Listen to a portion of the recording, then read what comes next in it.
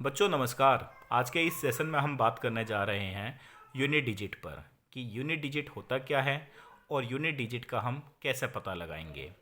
ज़्यादातर एग्ज़ाम्स में ये सवाल देखने को मिलता है। तो चलो बच्चों क्वेश्चन नंबर 1 है। इसमें मुझे एक इक्वेशन दी हुई है और इस इक्वेशन को सोल्व करके मुझे ये पता लगाना है कि इसका यूनिट डिजिट क्या बनेगा। तो सबसे पहले तो हमें यही पता होना चाहिए कि यूनिट डिजिट इकाई अंक होता क्या है। जैसे सपोज करो ये 354 एक नंबर है और इसमें 3 डिजिट हैं 3, 5, 4। अब मैं आपसे ये पूछूं कि इसमें यूनिट डिजिट क्या है, इकाई अंक क्या है, तो आप मुझे उम्मीद है इतना तो जानते ही होंगे कि इकाई अंक क्या होता है। बच्चों कहते हैं ना इकाई, दहाई, सैकड़ा, इस तरीके से। तो ये जो पहला जो डिजिट होता है यही तो यूनिट डिजिट होता है, इसी को हम इकाई अंक कहते हैं।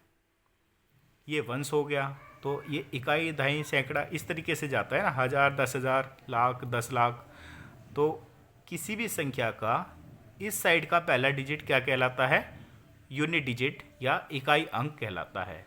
अब मेरे सामने ये एक इक्वेशन दी हुई है मल्टीप्लाई की फॉर्म में। अब मुझे ये बताना है कि अगर मैं इस इक्वेशन को सोल्व करूं तो इसमें यूनिट डिजिट इकाई अंक क्या आएगा। तो बच्चों क्या आप ऐसे करेंगे कि 354 की मल्टीप्लाई पहले 253 से करेंगे, फिर उसकी मल्टीप्लाई हम जो मल्टीप्लिकेशन आएगा 981 से करेंगे, फिर जो मल्टीप्लिकेशन आएगा 297 से करेंगे, फिर जो मल्टीप्लिकेशन आएगा 996 से करेंगे, और फिर जो मल्टीप्लिकेशन आएगा फिर उसमें हम देखेंगे कि यूनिट डिजिट क्या आया। अगर ऐसे करेंगे तो कम से कम 2 मिनट लग जाएंगे और हमारे पास इतना टाइम नहीं होता।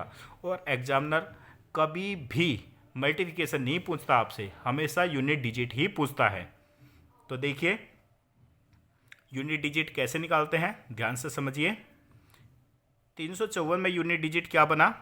4। 253 में यूनिट डिजिट या इकाई अंक क्या बना? 3। 981 में यूनिट डिजिट या इकाई अंक क्या बना? 1। 297 में इकाई अंक या यूनिट डिजिट क्या बना?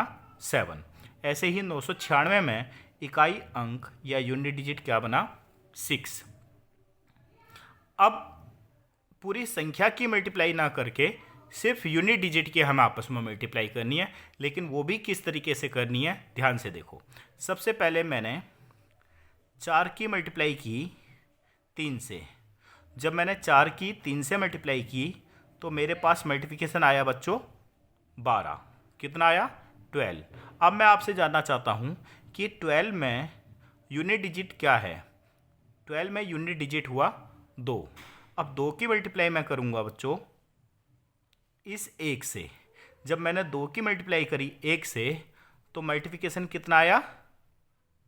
2। 2 में यूनिट डिजिट 2 ही होगा। अब इस 2 की मल्टीप्लाई मैं करूँगा 7 से। जब मैंने 2 की मल्टीप्लाई 7 से की तो कितना आया? 14। अब इसमें यूनिट डिजिट क्या है? 4। अब इस 4 की मैं मल्टीप्लाई करूँगा 6 से। जब मैं 4 की मल्टीप्लाई करूँगा 6 से तो कितना आया? 24 मल्टीप्लिकेशन। अब इसमें 24 में यूनिट डिजिट क्या बना? 4। तो बच्चों ये जो 4 है ना, ये 4 ही इसका आंसर होगा। अगर इस इक्वेशन को हम सोल्व करेंगे और सोल्व करने के बाद जो हमारा मल्टीप्लिकेशन आएगा उसका इकाई अंक यूनिट डिजिट क्या होगा? 4। ये हमारा आंसर हुआ। चलिए आगे एक और सवाल लेते हैं इसी तरीके से। देखिए क्वेश्चन नंबर 2। इसमें यूनिट डिजिट क्या है? 9। इसमें यूनिट डिजिट क्या है? 5। इन दोनों के आपस में मल्टीप्लाई कीजिए। 9 पंजे 45। 45 में यूनिट डिजिट क्या आया? 5। फिर 5 की मल्टीप्लाई कीजिए 3 से। 5 दिया 15। 15 में यूनिट डिजिट 5। इसमें यूनिट डिजिट 6। 5 की मल्टीप्लाई कीजिए 6 से। 5 छिंग 30। इसमें यूनिट डिजिट क्या बना? 0। इसमें यूनिट डिजिट क्या है? 2। 0 की मल्टीप्लाई मैं करूँगा 2 से तो बच्चों क्या बनेगा? 2। तो इसका यूनिट डिजिट क्या बना? इसका यूनिट डिजिट बना 0। इसको अगर हम सोल्व करेंगे तो इसका जो एक अच्छा खासा लंबा चौड़ा जो है जो आने वाला है मल्टीप्लिकेशन, उसका जो यूनिट डिजिट होगा वो 0 होगा। ये हमारा आंसर हो गया। देखिए क्वेश्चन नंबर 3।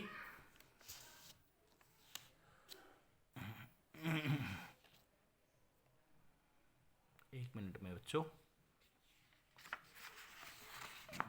मैं इसे इस तरीके से मैं कर लेता हूँ। हाँ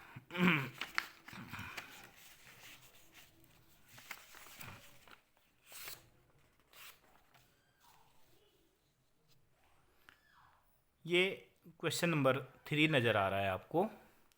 ये लिखा है 623 की पावर 1049। अब मुझे इसे सॉल्व करके बताना है कि इसको जब मैं सॉल्व करूँगा तो इसमें यूनिट डिजिट क्या बनेगा। तो मेरे बच्चों इसका मतलब समझ रहे हो? इसका मतलब हो गया कि 623 मल्टीप्लाई 623 मल्टीप्लाई 623 मल्टीप्लाई 623 कितने टाइम लिखने हैं? मुझे 1049 टाइम लिखना है और फिर मुझे वो सॉल्व करके बताना है कि यूनिट डिजिट क्या बनेगा। अगर यूनिट डिजिट की भी मैं आपस में मल्टीप्लाई करूँगा ना, तो तभी भी मैं इस वाले सवाल को पूरे टाइम में सॉल्व नहीं कर पाऊँगा। पहली बात तो मैं लिख ही नहीं पाऊँगा, लेकिन एग्जामिनर इसे एग्ज़ाम में सेट करता है, तो कुछ तो रीज़न है। जब ऐसा सवाल आ जाए तो हमें क्या करना है? सबसे पहले तो ये जो भी नंबर दिया हुआ है इसमें जो यूनिट डिजिट है उसे तो रखिए और बाकी पूरी संख्या को आप काट दीजिए। फिर उसके बाद जो ये पावर दी है, पावर में बस 2 डिजिट रखिए, बाकी पूरी पावर को आप काट दीजिए। अब ये जो 2 डिजिट की पावर बची है, इसे देखिए क्या बची है। ये बची है 49। अब बच्चों चाहे कुछ भी पावर बचे 2 डिजिट में, उसको आपको हमेशा 4 से ही डिवाइड करना है और आपको ये पता लगाना है कि रिमाइंडर कितना बचेगा। और जितना रिमाइंडर बचे फिर पावर की जगह वो रिमाइंडर ही पावर बन जाएगा। अगर मैं 49 को 4 से डिवाइड करूं तो बच्चों रिमाइंडर बना 1। रिमाइंडर कितना बचा?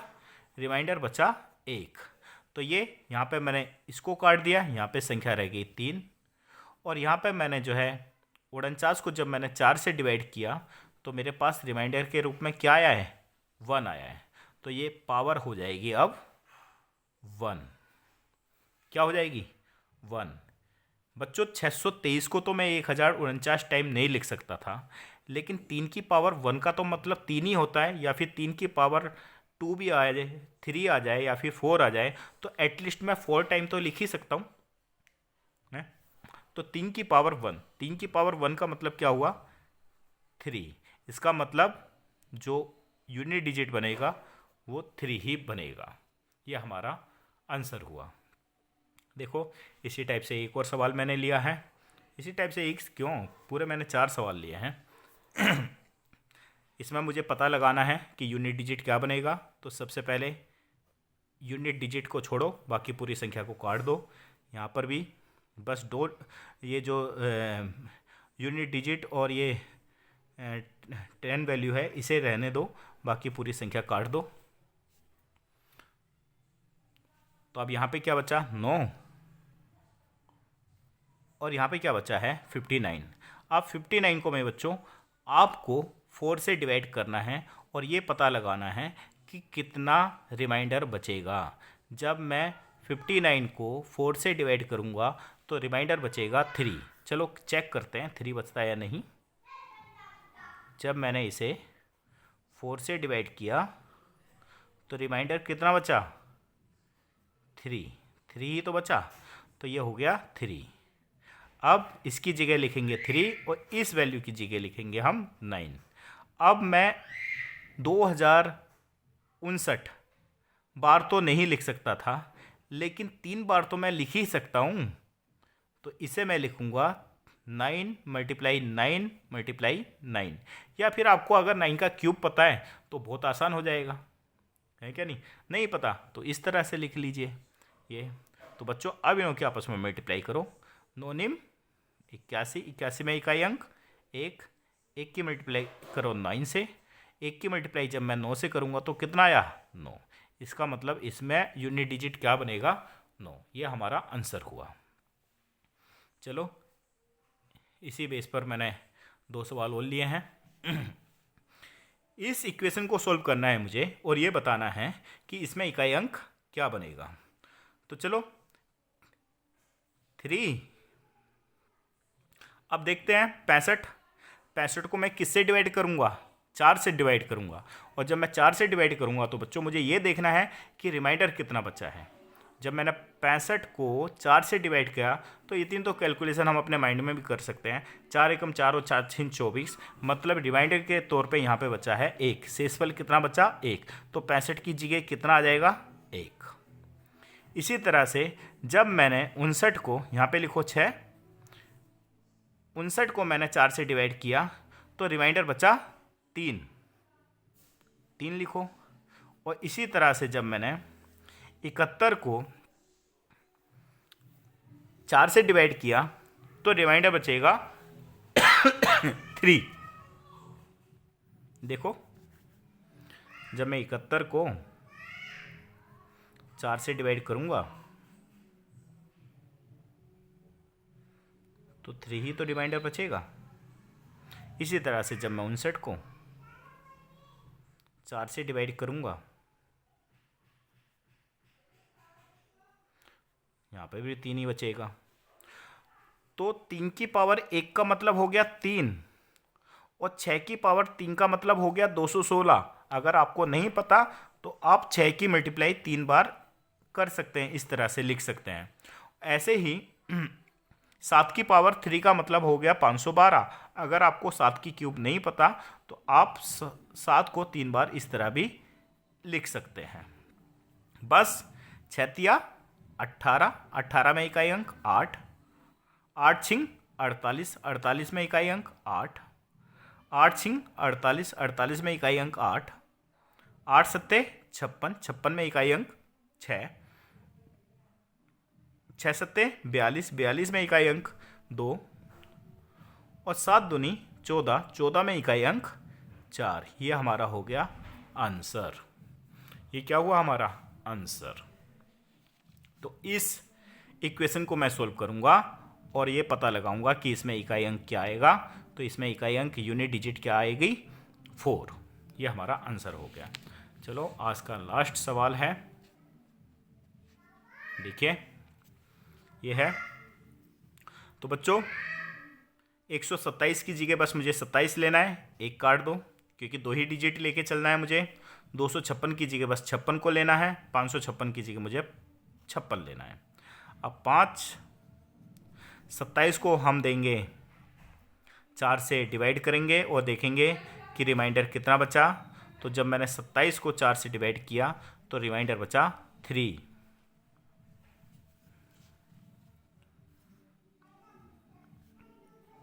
इसी तरह से जब मैंने 56 को 4 से डिवाइड किया तो रिमाइंडर कुछ नहीं बचा। और अगर बच्चों कभी ऐसा हो जाए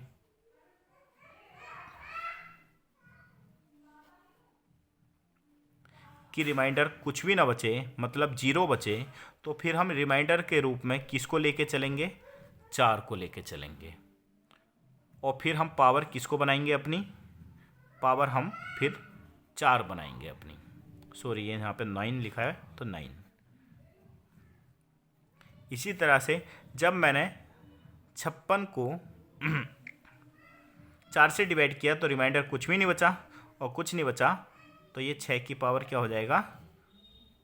4। तो बच्चों 5 की पावर 3 का तो मतलब हो गया 125, सीधी सी बात। 9 की पावर 4 का मतलब नहीं पता हमें, तो हम 9 को 4 टाइम तो लिख ही सकते हैं ना। ऐसे ही अगर 6 की पावर 4 का मतलब हमें नहीं पता तो हम 4 टाइम तो लिख ही सकते हैं ये। तो देखो 5 निम 45, 45 का 5, 5 निम 45, फिर 5 निम 45, फिर 5 निम 45। अब 5 छिंग 30, 30 में क्या आ गया मेरे बच्चों? 0। अगर कहीं पे भी मल्टीप्लाई करते वक्त 0 आ जाए तो सवाल वहीं पर ही एंड हो जाता है। क्यों? क्योंकि फिर आप 0 की मल्टीप्लाई जिससे भी करेंगे 0 ही रहने वाला है। तो इसका मतलब ये जो हमारी इक्वेशन है, इसको अगर हम सोल्व करेंगे तो इसकी जो मल्टीप्लिकेशन बनेगी उसमें मल्टीप्लिकेशन में यूनिट डिजिट 0 रहेगा। तो इसमें यूनिट डिजिट क्या होगा? 0। ये हमारा आंसर हो गया।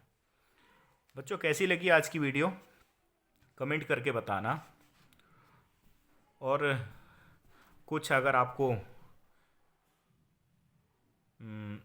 पहले कोई चैप्टर मुझसे सीखना है तो आप मुझे कमेंट करके बताना। और मेरे बच्चों चैनल को सब्सक्राइब कीजिए, लाइक कीजिए और ज़्यादा से ज़्यादा शेयर कीजिए ताकि ये जो हेल्प है सभी बच्चों तक पहुंच सके। तो आज के लिए इतना ही। Good night, bye.